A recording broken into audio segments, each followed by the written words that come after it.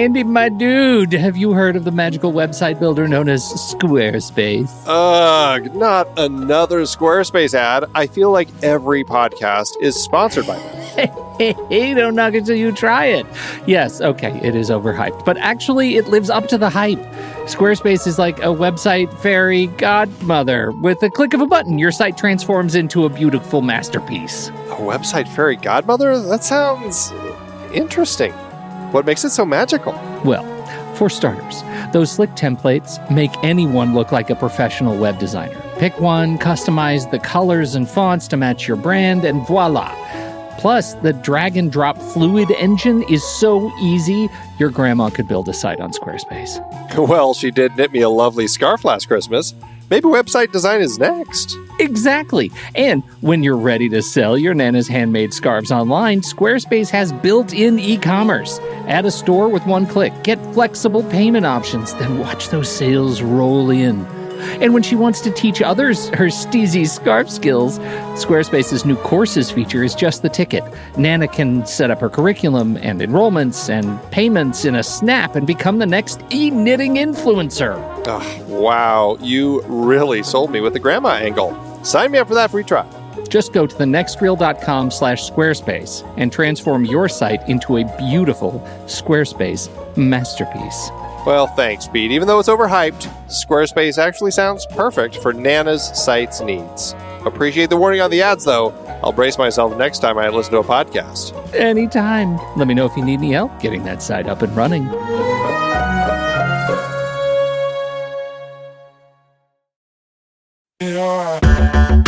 Andy, can you believe we've almost hit 700 episodes of The Next Reel? I know, it's crazy. And with all the other episodes in our family of podcasts, we are well over 1,200 episodes of movie conversation. It's really pretty amazing that we've gotten to have these in-depth movie chats every week for over a decade now. And we couldn't have done it without our loyal community of film fans. Their support over the years has meant so much. For sure. That reminds me, we should give the merch store a shout out. Buying shirts from thenextreel.com/merch is a great way listeners can continue to support the show. Plus, they get to sport our great designs. Absolutely. I think sometimes folks forget we have a variety of shirts, mugs, phone cases, and more available. In fact, a great place to start is with a shirt sporting the Next Reel's logo. We also have that classic Fast Times Spicoli Surf School tee, or the weirdly popular Rusty's European Tour shirt. The one from National Lampoon's European Vacation. Why is that so popular? Search me, but we have sold a ridiculous number of those. I guess there are a lot of Rustys taking trips to Europe?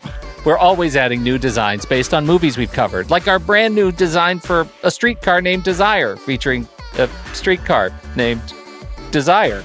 So if you want to rep your love of TNR and films, head to thenextreel.com/merch. Every purchase helps us continue to have these weekly in-depth conversations. So visit thenextreel.com/merch today. And as always, thanks for listening and being a part of the Next Reel community. We've got lots more great movie chats coming your way. I wish I knew, I wish I knew. I'm Pete Wright. And I'm Andy Nelson. Welcome to The Next Reel. When the movie ends, Our conversation begins. Harold and Maude is over. The earth is our body. Our head is in the stars. Everyone has the right to make an ass out of themselves. You can't let the world judge you too much. And if you want to be me, be me. And if you want Harold and Maude, can we start? I want to start with one thing before we talk about the thing. That trailer was straight up terrible. Yes, it was. The reason I bring it up, and you didn't respond negatively enough, quickly enough, but let me tell you, it was terrible. You know it. I know it. It's not a secret. And we're going to use this to call back to later in the show. We're going to have the ability to have a little callback because this trailer may have something to do with a future point. Well, I always question when I watch old trailers. This is my reaction because when you look at old trailers on YouTube, it's sometimes hard to determine if it's a trailer or if it's just a clip reel or what it is, because people are very, I should say often or always, but there are times where people are inept at labeling things properly on YouTube. It has happened. What are you talking about, Andy? This says Harold and Maude 1971 trailer. It says Yeah. it. I know. You're telling me that I'm not to believe what's in it's in video. I have to believe it. Right? You Oh, do. 'Cause Andy. it's out there. This But what we did watch was not good. No, it was not good. It was There you go. it was not good at all. It's in the show notes. If you want to watch the unverified but possibly official 1971 trailer for this movie, it's in the show notes. We are doing a Colin Higgins series, and this is the first movie. And how did this come about again? Colin Higgins is just, he is a writer-director who I think is somebody that you don't hear brought up very often. He didn't have a very big career because his life was cut short due to an HIV-related illness, which is tragic. He worked from the early 70s with this to the late 80s. And, I think he brought a lot of really clever comedy to the world of film. He was tackled issues about gender, nonconformity, social alienation, and I think he certainly is a filmmaker, a writer-director who's inspired a lot of people. I mean, people who have said they have been inspired by him include Judd Apatow, Seth Rogen, Wes Anderson, Paul Feig.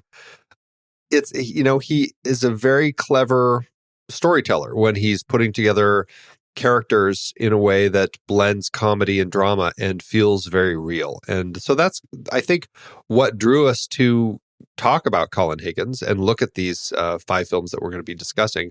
And so, that's, I think, we want more people to kind of look at what his work is and check out his career.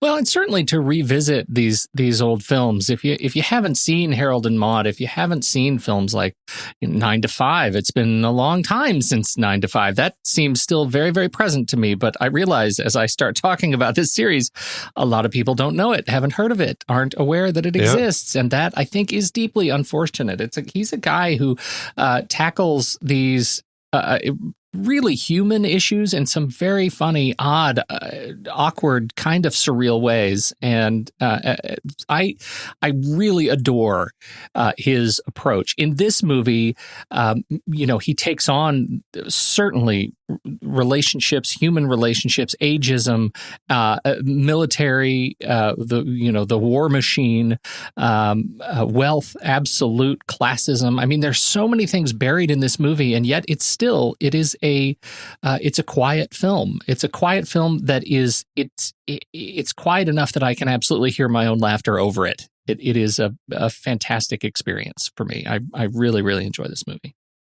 Oh, absolutely. It's a great one. And it's a perfect one to, I mean, it's, his first film that he was involved in. So it's a great starting place to look at Colin Higgins' work. But I think just, right out of the gate, we get to talk about such a great film as part of the series. So that's thrilling. So we have the list of the big questions, Andy. How would you like to start a discussion of quirky films? Do we have a rating system that we're going to invent? Because I think that's pretty exciting.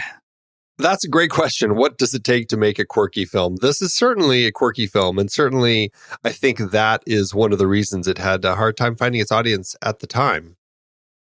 It's a story about two nonconformist characters who are different in their nonconformities and end up clicking with one another. And one happens to be 18, the other happens to be 79, and they kind of fall in love and have a fast friendship and loving relationship. And I think it's something that people might have some issues with, but I don't know. I feel that there's a lot of honesty in the relationships, despite that. And so it's tricky. I don't think it's as quirky as some films, but I can certainly see coming out of the 60s why some audiences say, oh, this is just a bunch of hippie nonsense and wouldn't want to go see it. That being said, I can also see why there was a contingent of people who found it and it became a cult film because of those very things. Do you think the film had a problem finding its initial audience because so many of the characters are so quirky, to use your word? Like we have no audience surrogate that we can relate to in this movie. Yeah, no, it's a hard. Harold is a tricky character to get, connect with, because here is this kind of depressed kid who doesn't really know how to relate. He doesn't really like his family, and so he fakes or his mom. So he's faking suicide all the time. Mm-hmm. And it's a weird thing. And it's like, this is who I'm supposed to identify with. It's kind of a strange thing to jump into. But, and that's where I think, like, the people in normal society in 1971 probably did struggle with what was going on here. But I can see why there were younger people who saw this film at small theaters and kept coming back. I mean, there were people who just would see it over and over and over again. And those are the people that really bolstered this and kept it, kept a presence of it out in the theaters that kind of allowed it to play for quite a while, allowed people to discover it. And it's one of those films that I think you almost have to discover. You almost have to kind of stumble into and watch, and then it becomes something to you, because there are messages in here. There's characters in here that you can identify with, even though they're kind of strange and quirky. But I think anybody can probably identify, because I guarantee everybody goes through feelings like these characters go through, even if it's not as extreme as their feelings. What I love about this, about the overall cast of characters, right, the composite, if you put them all together, they make kind of one complex human. You know what I mean? Like, I think each of these characters is something that I have felt and exhibited it at some point or another in my life, maybe even throughout any given day. To follow Maude's exuberance for life, and her just the thrill that she lives.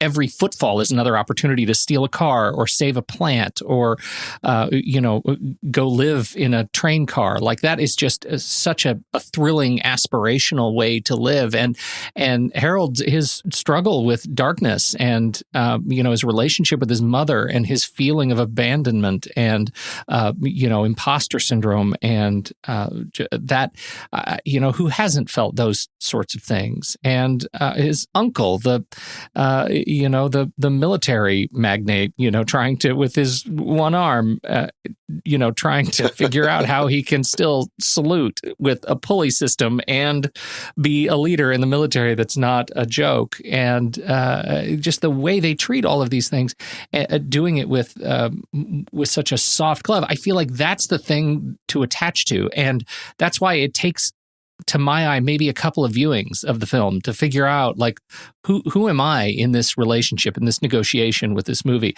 I was deeply disheartened when I read Roger Ebert's review of this film, 1.5-star review, saying that Harold and Maude doesn't even earn a pallbearer position.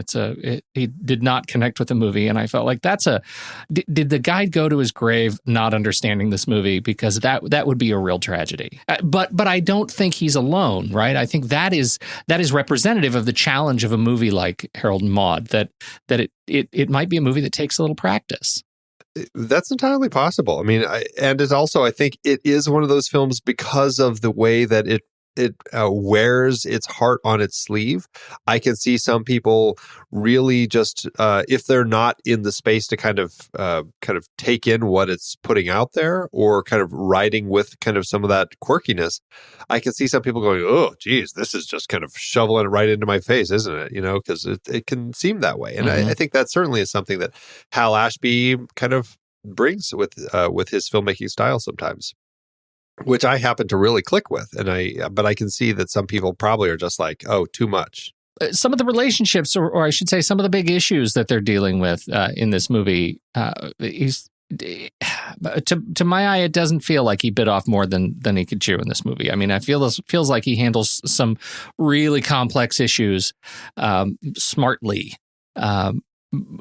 What is your take on how he deals with things like suicide? The movie opens with a rough one if you're not sure what you're going to get. Right. It could seem like a very dark opening. I mean, you've got Cat Stevens' song beautifully playing over this, and you don't know what's happening. You just kind of see something going on as the fantastic camera work kind of follows the feet of this character that we learn to be Harold, and we see kind of what he's up to. We see him kind of walking through his house and putting, writing something and putting pinning a note to his shirt, and then standing on a chair and then kicking it out from under it, and you see him dangling there, and it's like, wow, okay, that's where we're starting. That's quite a bold way to kick off a film.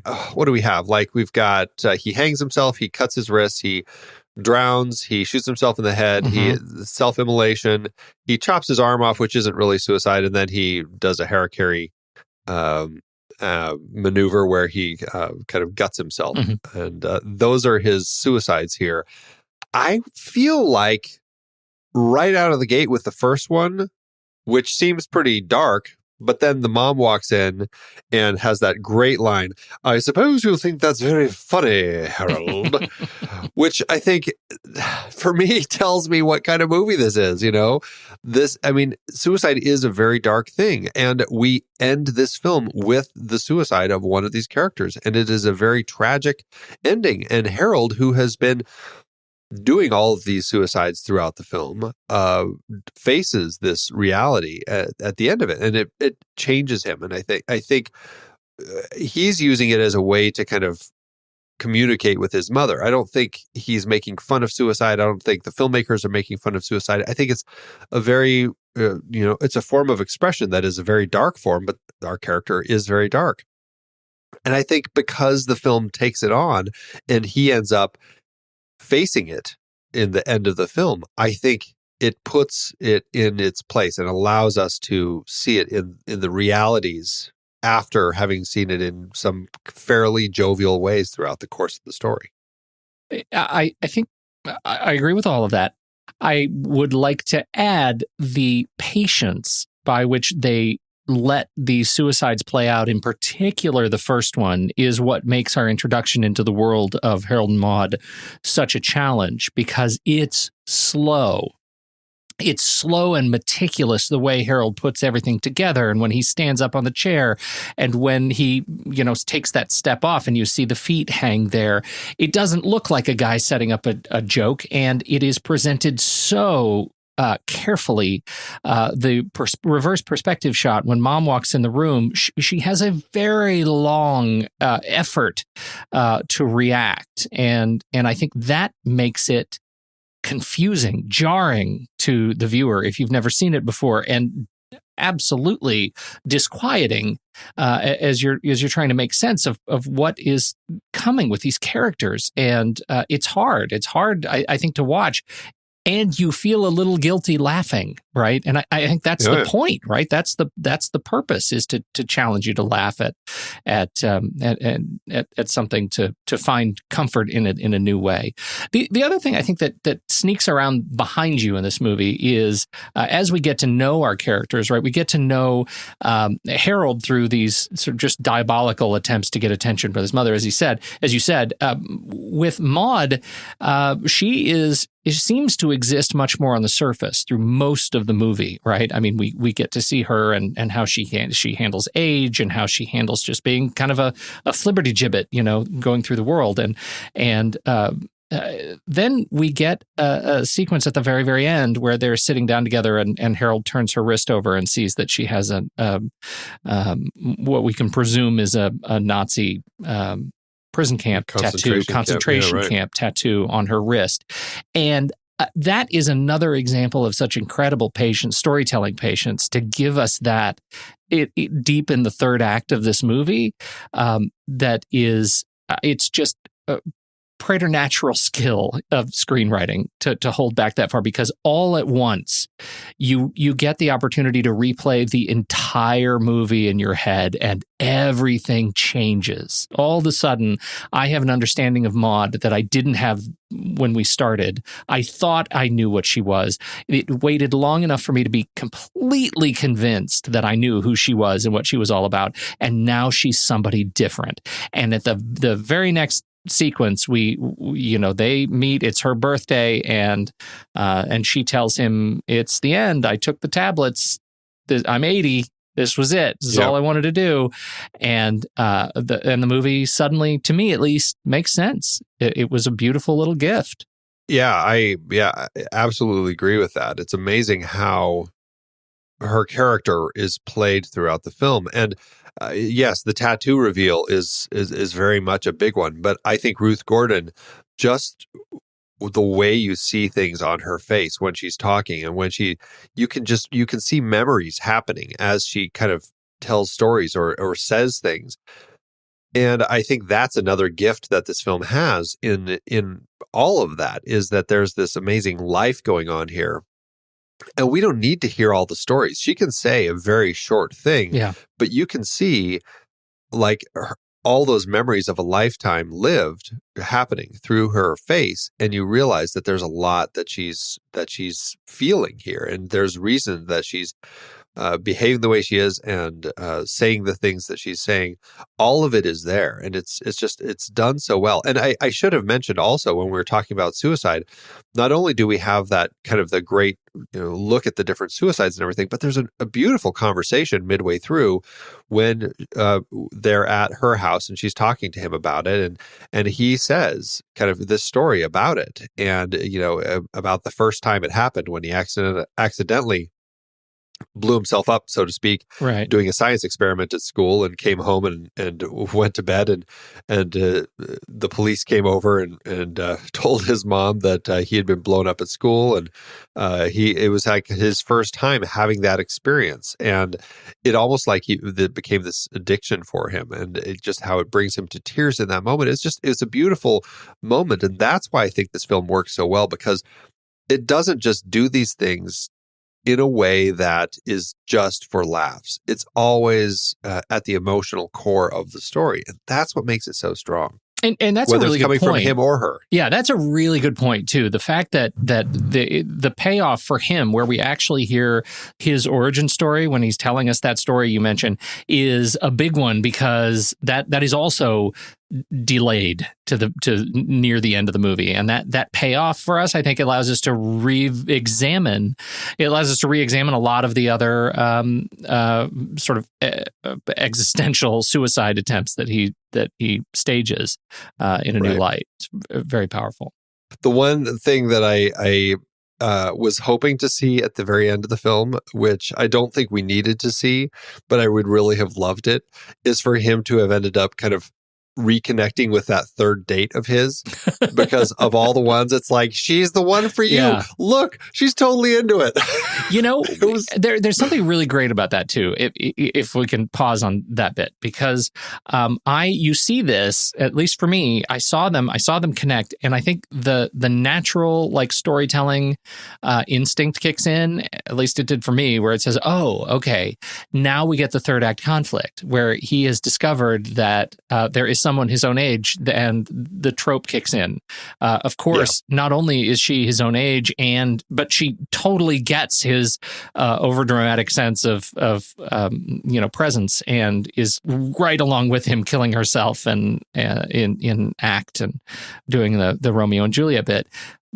And so you expect that the third act challenge is going to be him going to Maude and sort of saying, well, I've figured out who I am, and then the real sorrow is going to be them breaking up, and it's going to be it's going to turn into some melodrama like that, and it doesn't do that. Instead, it moves even further toward this relationship, and I think the film truly commits in that point to love has no age, and really lets you challenge that cultural preconception in a new way.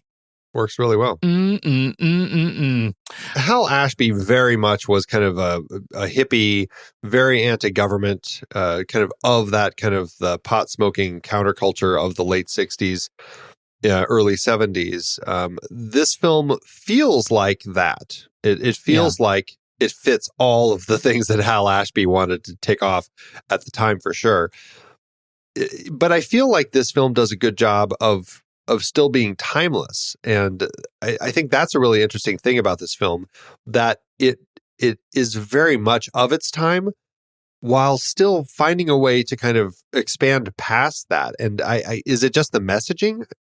Maybe, I guess. That's so funny because I was thinking about that in the war speeches when his uncle is describing for him, what it's like to be in the military. And the first time we get it is he's trying to sell it and pitch it and try to convince Harold that a life in the military is where you want to be. You're going to be a man now. All the particular tropes and it is lampooned only because he does. The presentation of that speech is done through this one-armed man. Clearly, he was, or at least we assume he was disabled in service, but. The pulley, man, the pulley. He has this pulley on one shoulder so that he can raise his sleeved arm up and salute, and that is such a middle finger to the service that feels totally like something you would see in the period as a response to what is going on in the world, right? In terms of the American presence in military theater, and. Don't we see the same kind of lampooning today? The fact that we were able to make that Clooney was able to come back around and make the Hulu series for Catch-22, again, a middle finger to modern military presence around the world and sort of country dominance. Like this, to your point, it is absolutely timeless. I felt like these messages, they haven't changed a breath. Yeah, I completely agree. I feel like there might be elements that are very, well, like I said, there's elements that are very much of the time, but the story itself, like there's nothing in here that says this film is for audiences from 1971 and now we can look back and see what they appreciated at the time.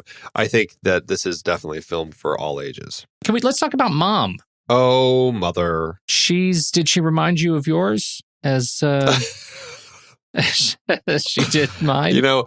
Maude actually reminded me of my mom. You know what? Here's the story. The first time I saw this movie, when my parents realized they could rent it, my mother went out and got it and made me watch it. And I didn't understand it the first time I watched it. I was a young teenager, and this had been one of her favorite movies, and she just knew I had to watch it. I had no idea what I was getting at. And what I realize now is that she wanted me to see the woman that she wanted to be when she was 80. And I think that's pretty cool, Yeah, I totally agree. I think that's kind of a gift of the film and I think to a certain extent, I think Maude ends up being aspirational for a lot of people, because you see her and go, oh, I want to live that free and make decisions like that. Maybe not steal cars everywhere I go. It was so good. She steals every car and it's no problem for her. Like that is amazing. She sure does. She steals. The first car she steals is a priest car. That was incredible. Plus, the priest drives a VW Bug. Right. They discover that there is a tree. The leaves are browning because it's planted in public space downtown on a sidewalk, and she decides, we really need to liberate this tree and save it, but. It takes them a long time to find a truck. Eventually, they find an Eldorado and they steal it. And they go downtown and they steal the tree. And then they're pulled over for driving through a traffic gate, change gate. What is it called? They're getting on an expressway. Toll booth. Yeah, words. And and so they get pulled over by a cop on a motorcycle. And then they proceed to just do donuts around him until he drops the bike and can't catch him. So he catches them on the way back and they steal his motorcycle. And in that sounds, as I say it, ridiculous. If you haven't seen the movie, it sounds insane. The gift of the script and of Hal Ashby and of these characters is that I completely buy it in the context of the movie. It is funny and I'm dying for it. Absolutely. So anyway, we were talking about Mother. Oh, yes. Oh, boy. I love her. Her reactions, Mrs. her Chasen. character. Yeah. Yeah. Her character in this film is just brilliantly portrayed. She is just, she's a hoot. I mean, Vivian Pickles plays her, and she is kind of this British, very rich woman who is done with Harold and his antics, and the way that she reacts to everything is perfect. And my favorite bit, she's like my favorite. I mean, I love Harold, I love Maude, but every time Mom is on screen, I'm already smiling as soon as I see her. My personal favorite bit is when she starts filling out the personality test for Harold and is doing it for him, but then totally takes it over and ends up doing it for herself. And I just cannot stop laughing out loud. Was that the bit? That was the bit that slays you enough? Because you told me when we first talked about this, you'd already watched it. I hadn't watched it yet. And you said, there's just one moment that makes me laugh out loud. I couldn't pick it because there were too many that I was laughing out loud. Yeah, it's totally that one. When she's like, she's checking things off and she's like, do you think that there's, gosh, I can't remember it right now, but there's too much, the sexual revolution. The sexual revolution has gone too far. Yes, it has. Yes, I do. No, she's like, yes, I do. Oh man, it's so funny. And that's exactly Mom. That's why it's so perfect, because she is that character who is trying to do these things for Harold, but in a way that's satisfying for herself. Yes. That's what that personality test scene, it just slays me. I could just watch that over and over again. Vivian Pickles she didn't act in a lot of movies. She was more of a theater actress, and mostly British actress at that. But this role is just perfect. She's just great. I love everything that she does here. Yeah. There's a later scene with her that I find really jarring. It is when she tells him finally that she is going to get him into the military. Like, that's the next thing for him. And the way they block this sequence, he's standing in the middle of this oriental rug, and it's the classic kind of house with the wainscoting, and she's standing in front of the fireplace, and the lighting is such that it looks like an interrogation. And it's very strange, this interrogation, right? That why does this house have equipped this kind of otherworldly lighting? It doesn't look like it should fit. And it looks like he's being inducted into like the Skull and Bones Club, like it just doesn't fit. And I find that weird and funny, and just that whole exchange, her drive to get him to grow up. Stepping back a little bit, the first big one where something is just wrong beyond the staged suicide attempts, when she buys him that beautiful Jaguar and he cuts it up with a acetylene torch and makes it a Jaguar hearse. He's either your best friend or you're not going to get it. This movie is not for you. I loved it. I loved it. The one that they had, and for that last scene with it, they filmed it with 5 cameras because they were going to drive it off a cliff. Yeah. And they're like, well, we got to make sure we catch it. So they shot it, and the slow motion camera didn't work. One of the other there was a camera in the car, and they were hoping it would survive, but it got crushed. And so they had 3 of the 5 cameras ended up working. And so Hal Ashby was a little disappointed with the footage options. And that's why there's that freeze frame on it as it goes off the cliff before it continues, because that was the way that he had to do it. Wow. Well, it worked. I don't know. It worked for me. It worked for me, and it was a great setup. We should say, like, the end. There is. I don't know if there's a little part of me that watches this movie and watches the end as that car. He's driving the car like crazy. He comes up over the cliff, and the car goes off the cliff. And there is a part of me that says, "Okay, was this it? This was the first real suicide because of his grief." And of course, your heart knows, of course not. Of course, that's not the case. The message of this movie is not that, there is one relationship that is so grand that it's worth ending your life over. The message of the movie is how great it is, that you finally are able to hear the signal of life and how glorious life is, and you have a model now, and that he was able to destroy the car and go traipsing off in the field playing the banjo for the first time alone, is I find absolutely uplifting, and such a perfect punchline to the setup that the rest of this movie has become, that we get the last bit of destruction, and it's not the suicide, and it just works. It just works. Ugh, what a boring show this is. It's just us loving on this movie. Right. But it's a great symbol also because, that's what he chooses to drive is a hearse. And here he is kind of almost like saying goodbye to the last vestiges of that life that he had been living. He's like, I'm not going to die, but it is. And and it goes over the cliff and dies. And that's the end of that life. And now he's, become the hippie dancing through the daisies, playing the banjo in his bare feet. And it's perfect. And, going back to what we used to do in our show where we would look at the first shot and the last shot in a movie, this is a great example of why we used to do that, because there are these films that have such perfect examples of that. And here you start with this long take of this elaborate steps leading to the suicide, the initial hanging. And then at the end, you have him dancing in the field. And I think it's a perfect example of the celebration of death and then the celebration of life. It's just wonderfully done.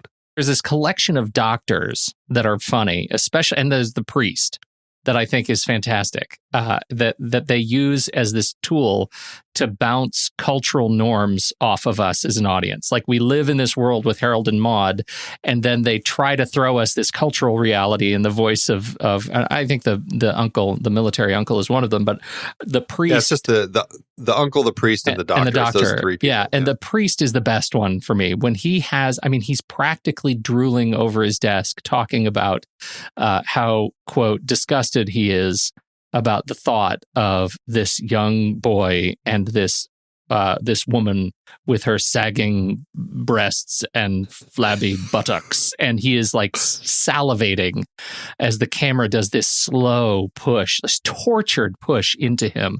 And it's very moving, these guys. They're very funny in how utterly disgusted they are. Yeah. And it's just fantastic as the priest is like, he's like practically vomiting his words out. It's great. I love all of their reactions and how they really build on each other. Well, he is, but what I love so much about that is that, like, when he's talking about, he refers to Harold as like the thought of that taut body, like he is a lustful guy. And that, again, is another sort of demonstration of what Ashby and Higgins are pushing against, right? That this is, we all know what this sort of cultural reality is. We all know it. It's not a secret. So let's go ahead and poke at it. And it's bold. It definitely is. And I think that's one of the smart things about the script and what they're doing here. Yeah. It's just great. I'm amazed that this really is an idea that Colin Higgins came up with in his third year at UCLA in the master's program to kind of pitch. And he came up with the whole opening shot was basically the initial thing. And then the script kind of spilled out from that. It's just amazing that, so young.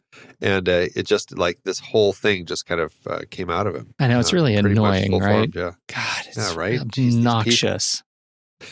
What do you think about breaking the fourth wall? Yeah, it was an interesting moment that happens in the film here.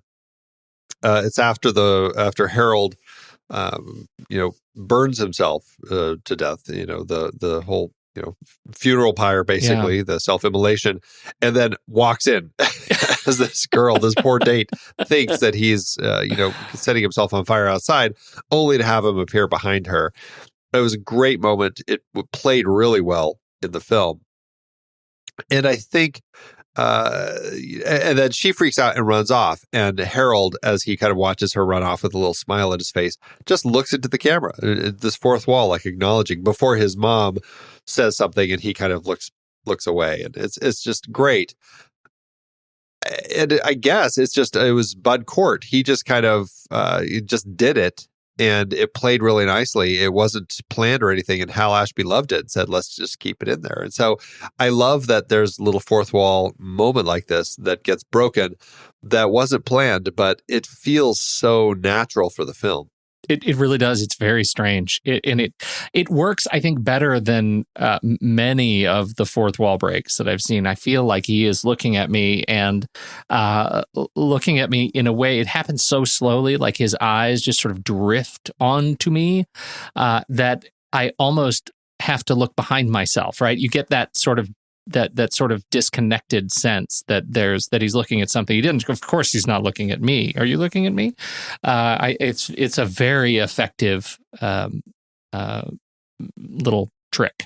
Yeah, it works really nicely. All right, so he started this whole thing at UCLA. How do you end up getting it made? Yeah, it was really interesting. So, and this speaks to, I guess, why it helps to live in LA when you're trying to get these sorts of things going. He was at UCLA and he was living. He had he saw an ad and for a free place to live, but you had to kind of be part-time chauffeur and pool boy. And so he took it on. So he had a place to live all through his UCLA days. It happened to be in the house of Edward and Mildred Lewis. Edward Lewis was a big Hollywood producer who produced things like, I'm trying to remember, Spartacus was one of the big ones that he did.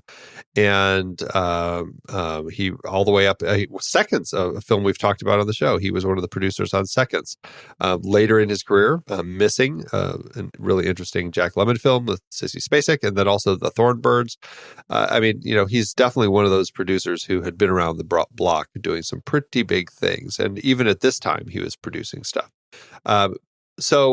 While Colin was living at this place, he got to know these two, and he was talking to Mildred about this project that he was working on. And she said she'd read it, and he gave it to her to read, and she loved it. Gave it to her husband to read. He loved it, and Edward took it over to Paramount and had Bob Evans read it, and Bob Evans loved it. And Edward said, let's make a deal.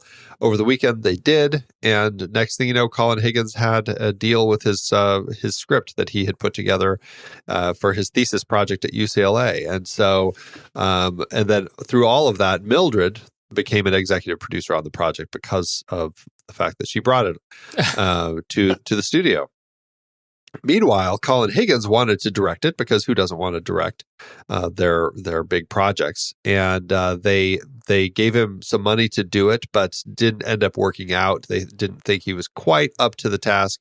And so they brought Hal Ashby on, and he was a little reticent when he heard that Colin Higgins was supposed to direct it. And he's just like, why don't you just let him direct it? They're like, look, he's not directing it. If you say no, it won't be him. It's going to be somebody else. And so Hal came on, but he said, I'll direct it, but bring him on as a producer. And, I'll kind of show him the ropes and stuff. And so Colin, not only did he get his script produced, he got to come on board as a producer, be on set all the time, and work with Hal Ashby to kind of bring his vision to life. What a way to go. So not bad. Not too shabby. Hal Ashby was one of those filmmakers who, he came up that way where, and I think we talked about this on, I can't remember which film, but he kind of was in the editing side of things, and with Norman Jewison, I believe. And he kind of came up under the ranks with him and with him as a mentor, and that helped him learn how to kind of step up and become a director. And so he always would try to do that with people that he clicked with, and Colin Higgins was certainly one of them. You know what I read? Speaking of working as a pool boy, did you see who was working for Hal Ashby at the time this was going on? Building a deck?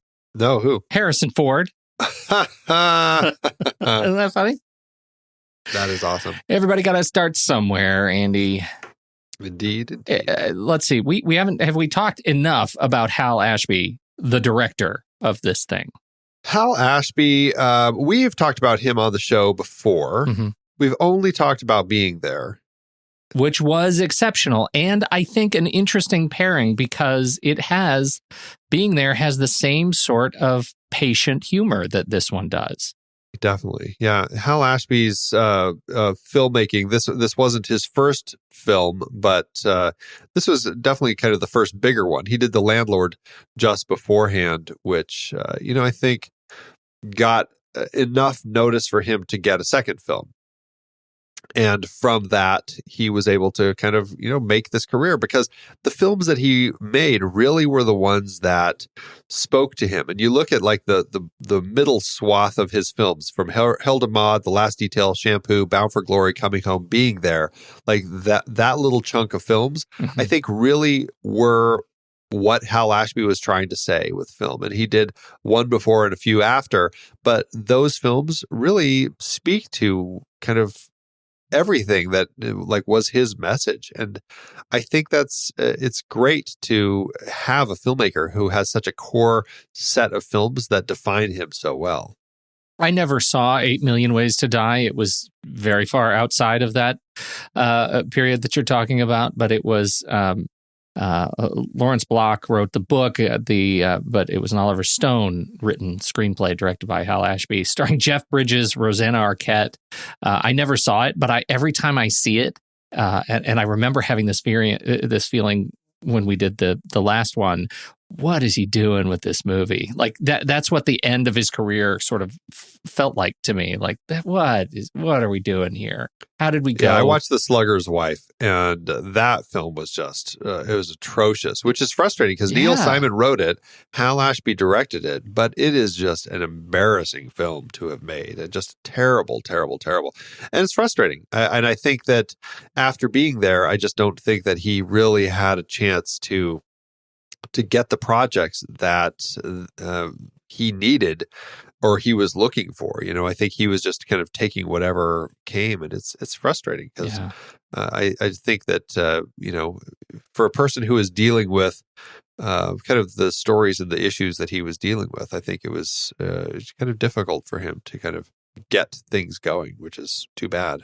Yeah. And I think a lot of it, I think also was, I can't remember if he was, I don't remember if he had drug problems or alcoholism, but I think there was definitely something with that. Well, his dad killed himself when he was 12. That was always something. That has an impact, and he's, he says he ended up having 50 or 60 jobs up to the time that he was working at Republic Studios.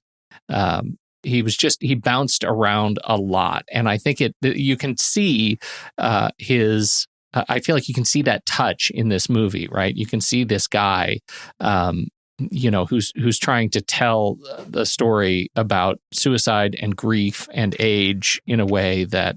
And the parents not being present, like you can see him try to approach this, and it starts to feel much more deeply personal. Yeah, definitely. Yeah.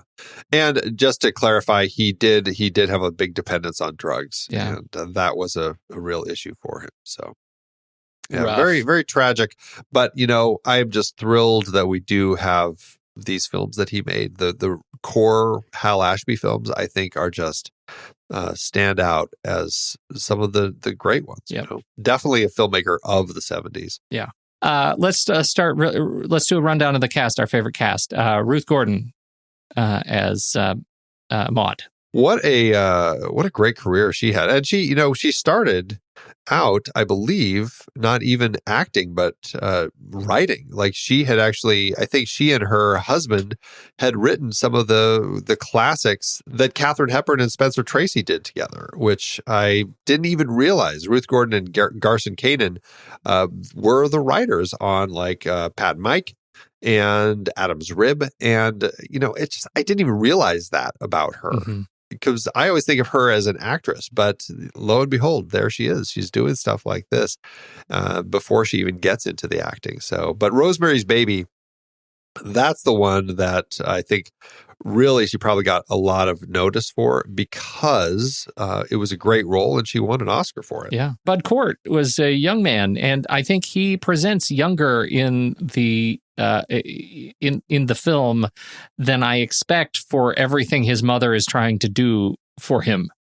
Right? He looks like his age, like 18, she is trying to push him in directions that seem older than that. Yeah. I was a little like, okay, but it seemed like maybe just the rich people life. Yeah. One of those sorts of things. And I have no idea. I think she doesn't, she wants rid of him. Like she has other plans. She has dinner parties to plan. She has all kinds of things to do. And she wants him, out in the world, go do your thing. And that's kind of the sense I get. And so here's this kid. And I think Bud Cort does an admirable job of portraying this kid, who, is being pushed in these directions and is running headlong into his own emotional instability as a result. He does such a great job in the role. And, he had been acting a few years before, but not a lot of stuff. But, Hal Ashby, when he was auditioning, trying to find him, he was the one that he gravitated to right away, even though they kind of still were auditioning people. He always came back to Bud Cort. And Colin Higgins said that, he had initially written this with a friend actor of his in mind, who obviously didn't get cast. But he said what Bud brought to it, he said Bud didn't always play things the way that he saw it being played, but in the end, he realized that Bud was actually living it, and Bud created a performance that became Harold, and that, I think, is what makes it so strong. Yeah. It was apparently a struggle. According to Bud, he said his relationship with Ruth Gordon was pretty standoffish until his dad died. And apparently his dad died waiting for him to show up on some show. And he says that the night that they found out his dad died, the very first call he got was from Ruth. And he said from then on, their relationship off screen mirrored their relationship on screen in many ways. That they became very, very close as a result of their connection over the death of his father as they were filming this movie. And again, contextually speaking, that shows, that plays. And he's still keeping busy, he's still popping up and stuff. He's really slowed down in the last 10 years or so, but man, he was, he had a pretty good run for a long time. We've already talked about Vivian Pickles as Mrs. Chasen, the mom, and we've made mention of General Victor Ball, Harold's uncle, played by Charles Tyner. And let's see that. I think the big one for me is Tom Skerritt as the motorcycle officer who gets turned around and drops a bike. Tom Skerritt. Can't even what a funny tell. Surprise. He wasn't even cast in this film. It was a different guy playing the cop who he apparently took off on the motorbike while the kickstand was still down and hurt himself and couldn't do it anymore. And so Tom Skerritt, who happened to be a buddy of Hal Ashby's and happened to be staying with him at the time, he did it as a favor. And because of all the SAG rules and everything, he just listed himself as they came up with the funny name M. Borman as the name that he would go under when he played this role. And the whole joke there is Martin Bormann, who had been one of Hitler's men who apparently escaped after World War II and went into hiding. They thought it'd be really funny. It's like, what if he came to the United States and hid by being an actor? So that was their little joke, crediting him as that. That's grim. But Skerritt does great. Yeah, he's great in the role. Although I question at the end of the scene with him that he actually pulls his gun on them as they're driving on his bike and shoots at them. Luckily, he has no bullets loaded. But I was just like, wow, okay, if that's not a statement of the authority figures by Hal Ashby in the film, I'm not sure what is. Yeah. Good bit. Camera, John Alonzo, and the camera and editing by William Sawyer and Edward Warshilka. It has a lovely tone. Yeah, I think it looks great. John Alonzo is definitely a filmmaker who's been around and has done just a lot of great stuff. And, or I should say, did a lot of great stuff while he was around. And I don't remember if we mentioned him much when we were talking about Star Trek Generations, but he did work on that one. So, Star Trek Generations. That was a real high point in that series. Am I right? Yeah, poor guy. Right? Poor guy. Yeah. But anyway, great stuff from him and great stuff. The editing, and also Hal Ashby was an editor and did some uncredited editing on this with these guys. But I mean, the editing is just really sharp. And you look at the way that scenes are cut or sometimes intercut together. It helps the story flow. And this was a film that when they initially cut it together, it was 3 hours. It was double its length. Mm-hmm. And they said that when they edited it down, they really didn't lose any scenes. What they really did is just cut each scene down almost by half. And it really kind of helped shape the film in a way that actually made it move. Because they said beforehand it was almost interminable because they're like, Maude just kind of has these long stories, and it just went on forever. And so now it goes by beautifully, and it's just a perfect little film the way it's cut together. God, did we not even talk about him for The Magnificent Seven, John Alonzo? Yeah, we might have brought him up. I can't remember. We better a while have. ago. Man, we should have been punished. That's right. Okay, music, Cat Stevens. So we got a couple of original songs here. Yeah, a couple of original songs and a bunch of other songs from several of his albums that they had heard at the time, and Hal Ashby would just kind of edit songs, and he would tell his editors, just if there's any blank spots, just throw any song in, and we'll just play. And he found a bunch of songs that fit really well in the film, and it's just beautiful. Like, Cat Stevens' music is great anyway, and then to have it kind of as the kind of the backbone of this film, going from, starting with Don't Be Shy right at the beginning, all the way through If You Want to Sing Out at the end, which are the two original songs, and then just all the other songs throughout. It works really well, and it feels very much a part of this world. I mean, definitely it feels of its era, but at the same time, it's just the music. I don't know. I always found Cat Stevens' songs to have such kind of honest emotions with things, and the way that they kind of portrayed things, which fits very well with everything that Maude is talking about. Also, by the end of the movie, you're super high. And there is that.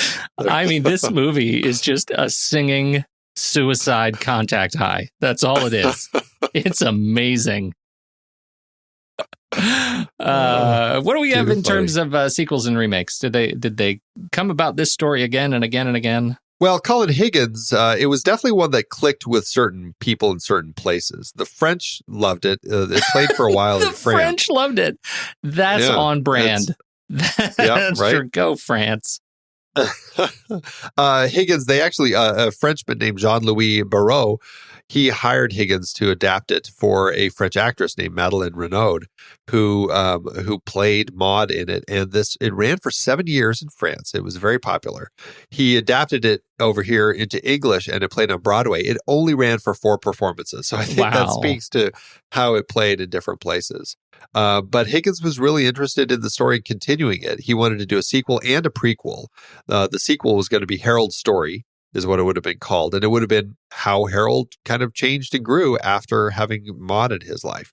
The prequel would be about Maude's life before Harold, and it was going to be called Grover and Maude, all about her learning how to steal cars from Grover Muldoon, who is a character we will be talking about soon in the next film, Silver Streak, played by Richard Pryor. And he wanted Gordon and Pryor to be in that particular film. So none of that ended up happening, probably because the movie made no money. I think that it would have been better if the prequel is about her as like the night nurse in the neonatal intensive care ward the day that Harold is born. And so it becomes this incredibly creepy story of this woman following this guy through his life. That's weird. Now that the French.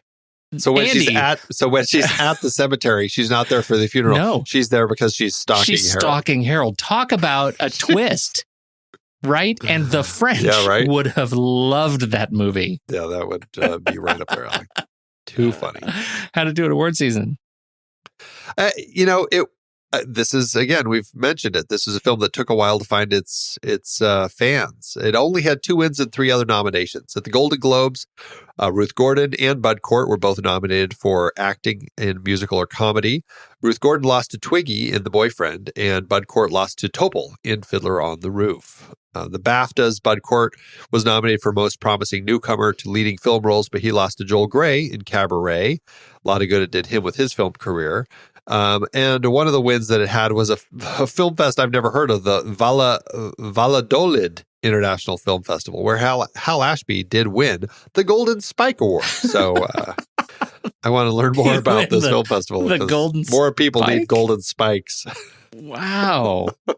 What is that? What does that even mean, Valladolid? It's a city in Spain and the de facto capital of the autonomous community of Castile and Leon. Has a population of 309,000. It was probably Valladolid. Valladolid. Go to the Dolid. What is a Dolid? Anyway, how to do it? You say it didn't make any money. Hal Ashby's film, based on Colin Higgins' script, cost cool $1.2 or $1.3 million to make, depending on who you believe. That's about $7.5 to $8.2 million in today's dollars. The movie opened limited December 22nd, 1971, and unfortunately, as I've said, just could not find its audience, despite the few notes in award circles. That being said, it eventually found its fans, and those fans were fervent, watching it over and over. In fact, 12 years after the film opened, in 1983, Higgins was interviewed, and he said he finally received his first royalties check for the film. So it took a good 12 years to make a profit. The guy who holds out. Right, yeah. Unfortunately, I could not find any statistics about the profits, but considering it still continues its cult hit status, we can just assume that it has continued earning its money since then. Well, I watched it on Amazon, so it probably didn't earn that much. Way to help him out.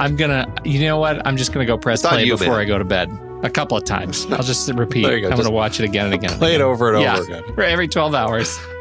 Yep. Do you have the Blu-ray of this one? Is it good? The I do. Criterion? I have the Criterion Blu-ray. It's gorgeous, and it's got some great supplemental features, and it's just it's one I treasure. It's one that I will always hold on to in one form or another because it's such a great film. Is it one that you sleep with, like under your pillow or something? Under my pillow. You talk awfully lovingly about it. It's like a pea. I'm the princess in the pea. It's like me, but if it's not there, then I can't sleep. Why? What's going on? Where's Harold and Maude? It's missing. There it is. Okay, I can sleep now. Well, I love it. And what a perfect movie to open the series on Colin Higgins and his works. And I'm very excited to see where we go from here. Yeah, I am. I'm looking forward to it too because I love this film, and I don't think I've seen any of the other ones. So, no, I take it back. What? I've seen 9 to 5. So I've seen 9 to 5, but I haven't seen Silver Streak or Foul Play or The Best Little Whorehouse in Texas. So there's a lot of new stuff in this series for me, and I'm quite excited. Andy. That's why we do these things. So I can finally take them off my list. Okay. All right. Well, let's take it to the mat, shall we? Let's do it. Head over to flickchart.com/nextreel. You'll see all the movies that we've talked about on this movie. But the beauty of Flickchart is if you swipe over in your show notes and you tap the movie, the word Flickchart in our show notes for this movie, it'll take you to this movie in Flickchart's database where you can add it to your list and see how it stacks up against ours. All right, we're going to add Harold and Maude to our chart and see how high or how low it goes. Are you stalling right now? Are you stalling? Was that what you you never know. Harold and Maude. Or one of the Best Picture nominees from a few years before, The Lion in Winter. Harold and Maude. Harold and Maude for me as well. Harold and Maude or Dead Ringers. Harold and Maude. From our David Cronenberg series. Harold and Maude for me as well. Harold and Maude or Rocky. Oh, I'm going to say Harold and Maude. I'm saying Harold and Maude. Okay. Harold and Maude or Black Hawk Down. Ooh. It's definitely Harold and Maude for me. Okay. I like Black Hawk Down. It's Harold and Maude, but it's not, maybe not definitely. Yeah. Okay, well, all right. Harold and Maude takes it. Harold and Maude or Casablanca. Casablanca. Yeah, Casablanca. Harold and Maude or Inception. Do you know, okay, Andy, I really love Inception. I do too. You're going to say Harold and Maude, aren't you? I'm going to say Inception. You are? Oh, God, that gives me cover because I didn't want this to be another 2001 thing. Oh, thank God. All right, everybody, call Andy first. But I'm Inception. But behind Andy. I'm immediately behind Andy. You're pushing me forward. I love Inception. You crossed the line first. Andy also loves Inception more. Go ahead. Harold and Maude or Star Trek 2009. Star Trek 2009. I will say Star Trek 2009. Harold and Maude or All the President's Men. All the President's Men. All the President's Men, please. Harold and Maude or Children of Men. Children of Men, please. Wow. Children of Men. I said that so fast. Indeed. Did you hear how fast I said that? I know. You really changed on that one. Well, that puts Harold and Maude. This is a great way to start off a new series. Harold and Maude, spot 27 out of 432 on our chart. That is a great kickoff. That's a 94%. And that's really, really great. I love that we're starting so high. Yeah, me too. What a terrific thing to do. Now that we've done this, though, where did this end on your letterbox chart, or on your personal you're right. chart? I got to tell you, I got to share the big news. I had to re-rank it because it had been a long, long time, and it broke the top 100. It ended up at 94 on my Flick chart, which feels pretty good, knowing that there's a lot of shakeup that I need to do in my top 100. That feels pretty good. How'd it do on yours? Oh, that's a great spot for you. Mine ended up at 237 out of 4,255, which is exactly 94%, just like it ended up on our chart. So it's up there for me. This is a great one. Yeah, it's a 93% for me. So if I go by the algorithm on flickchart.com, it should be a 4.5 star over at Letterboxd. That's ridiculous. It's a 5-star movie with a heart for me. I adore it.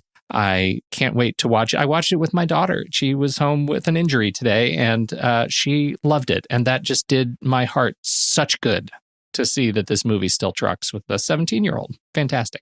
Yeah, it's absolutely a 5-star film and a heart for me also. It's just one that I've always loved since I first discovered it.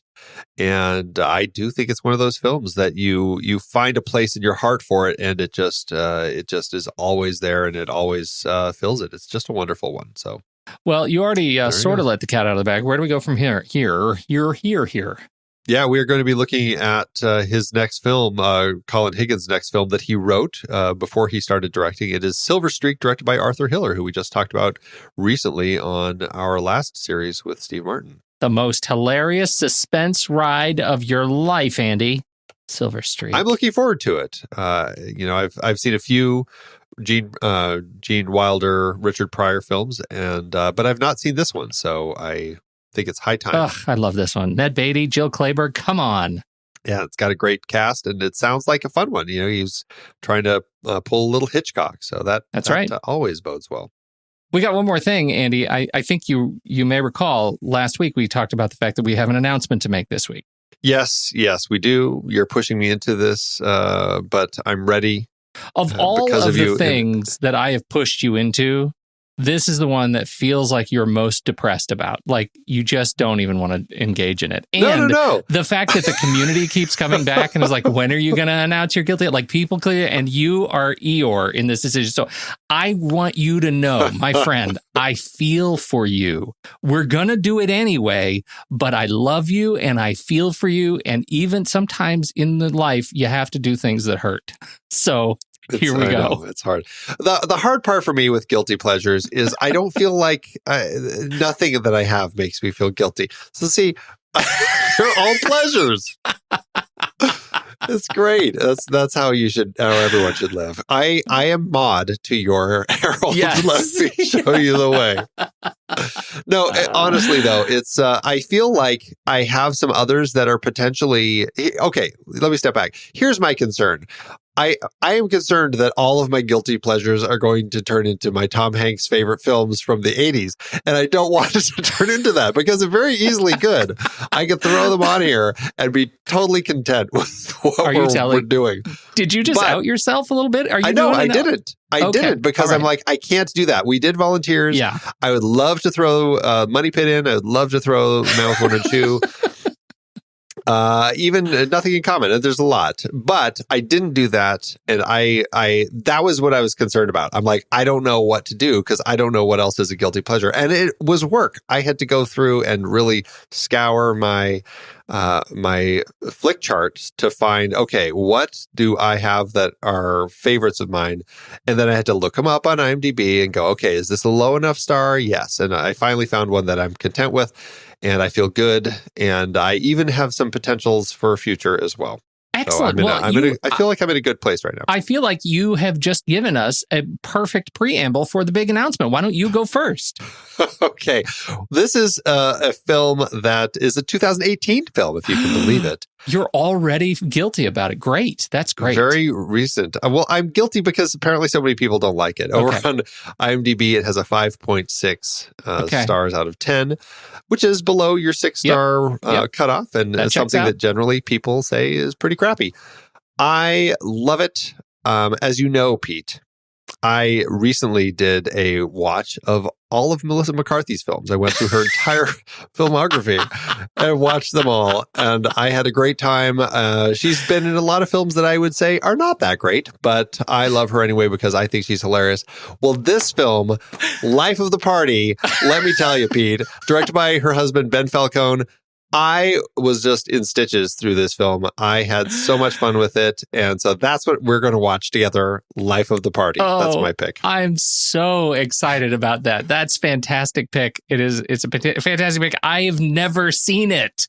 Yay! So I get to just be excited about it, and I don't have to give you any trouble leading up to it because it is new to me, Life of the Party. And so that's great. And so at the end of Colin Higgins, we'll be doing Life of the Party. The film that I have chosen is one that I am sure you know what I'm going to pick. I'm sure I do. You know what I'm going to pick. This has been, for me, an incredibly long time coming. It is a movie that defined much of my my high school senior year. It became the universal friend test. If you were cool enough to show up on the in the front yard of somebody's house and sing "Swinging on a Star" with tiki torches to see if they would kick you out or call the police or come hang out with you, then you pass the test. And it all stems from this movie and a small group of us who just adored it when it came out. It still holds up for me.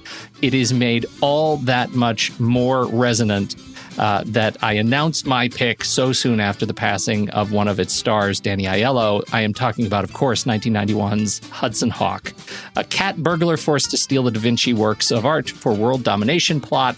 Incredible character performances from some just wonderful actors. It is weird. It is hard to get your head around, but I really connect with this movie.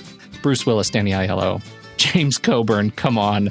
Of course, Richard E. Grant and Sandra Bernhard. If there's one thing I remember with that film, well, and there's more than one thing, I'll just tell you, it's Richard E. Grant, who is hilarious in the film. Yeah. Oh, God.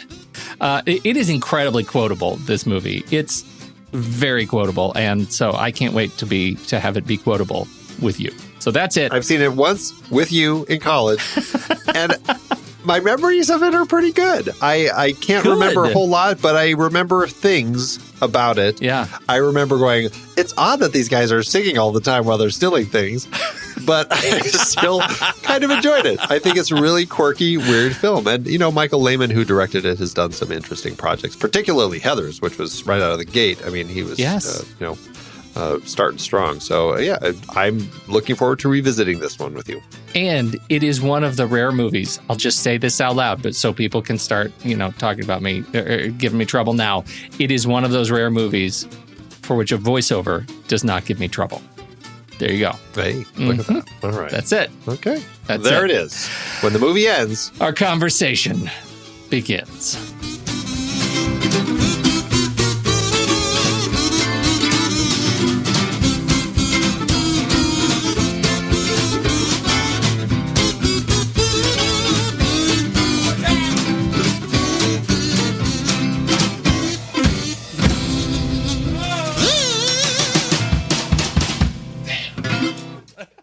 Amazon giveth, Andy.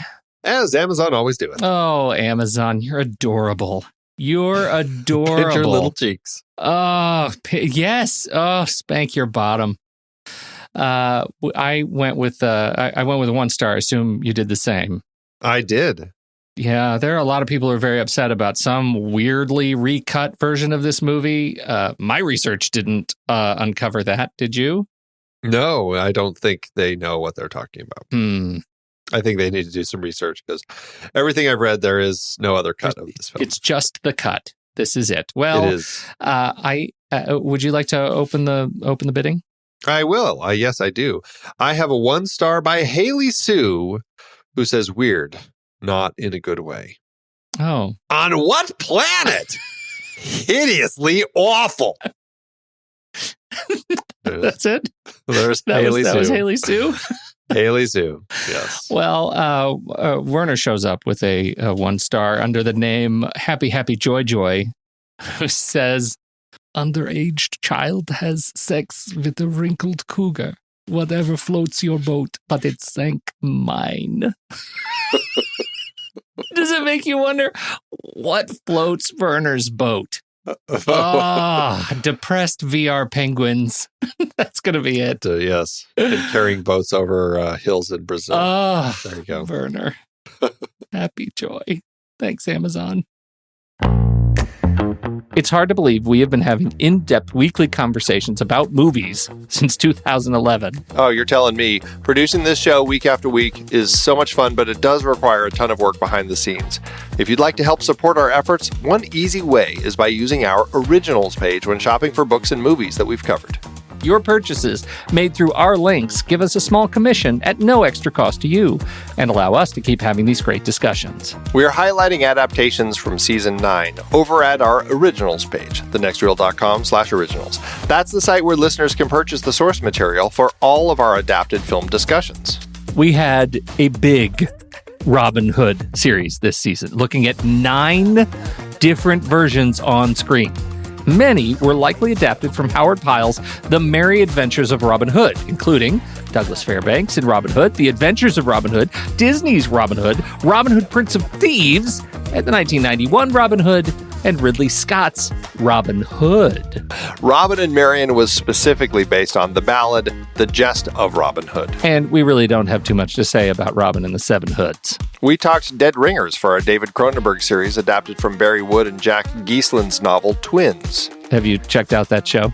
You know, I haven't, but I've heard great things. 2 comedies from our Steve Martin series were adaptations, Pennies from Heaven from the BBC series, and The Lonely Guy from the book by Bruce J. Friedman. The Best Little Whorehouse in Texas was part of our Colin Higgins series, adapted from the Broadway musical. Spike Lee brought us Black Klansman from Ron Stallworth's memoir. And we looked at a trio of John le Carré adaptations, The Spy Who Came In From the Cold, The Little Drummer Girl, and Tinker Tailor Soldier Spy. Plus, all 3 movies in our Agnieszka Holland series were based on books, Europa, In Darkness, and Spore. La Cage aux Folles and its remake The Birdcage both came from Jean Poiret's original play. We also talked about Arsenic and Old Lace and Charade in our Cary Grant series. All of these were based on other material, and it is all available on our Originals page, thenextreel.com/originals. Every book purchased supports the podcast. Get the full list of adaptations we've covered and start your next read today at thenextreel.com/originals.